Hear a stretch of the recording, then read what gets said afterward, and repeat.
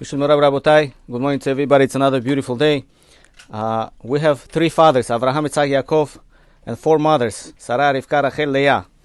From four mothers, who was the one that lived the shortest life? From four mothers that we have, Sarah, Rivka, Rachel, Leah. It was Rachel.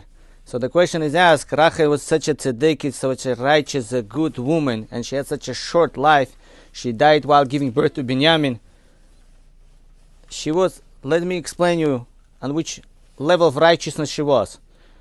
She knew she's going to get married to Yaakov Avinu. That was her shidduch, Barshet. When she met Yaakov Avinu proposed to her. They're getting ready to get married. She prepared her dress, wedding dress, and all of a sudden her father Lavan tells her, it doesn't look right, Rachel, it doesn't look right. You have an older sister, Leah. You get married before her. What people gonna say? What people gonna think about us? She might not even have a chance to get married. Let her get married. We'll find somebody else for you.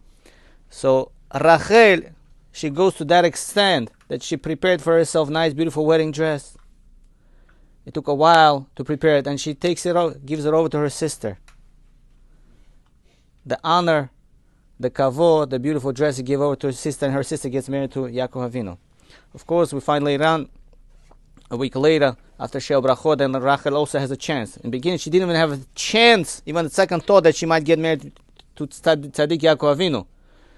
So we see, she was such a righteous, holy, a woman that gave away her kavod honor, gave away her wedding dress, gave away almost like her shidduch, and she had such a short life. We find in Torah, midah keneged midah. Hashem doesn't forget anything, Hashem doesn't lose anything. Years later, Paro takes off his beautiful coat and gives over to Yosef HaTzadik. Paro took off his honor, the beautiful king coat, and gave over to Yosef. Yosef is Rachel's son. Your mom, there was a time when your mother gave away her dress, her kavod to somebody else, to her sister. Now time came, she didn't get repaid. By the time came later on, many years later, a Paro took off his coat and gave it over to Yosef HaTzadik, which we never find in history. Somebody should wear king's coat. Usually king's coat wear in the dynasty of the kings, which should be his son.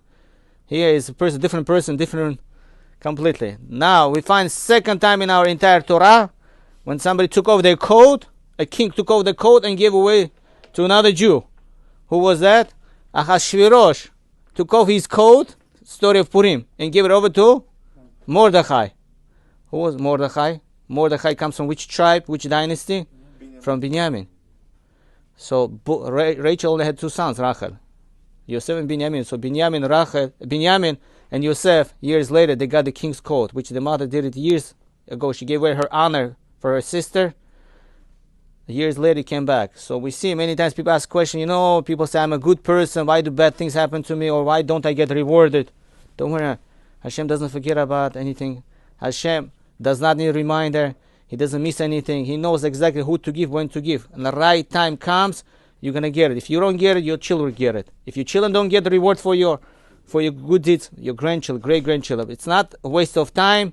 It's a good investment. When we help someone, we do something good, a good advice, a nice word, a nice smile, wishing somebody a great day, making somebody feel special. It's not a waste of time. It's going to come back, but it's just a matter of time. Everybody shall bless day. Shabbat Shalom.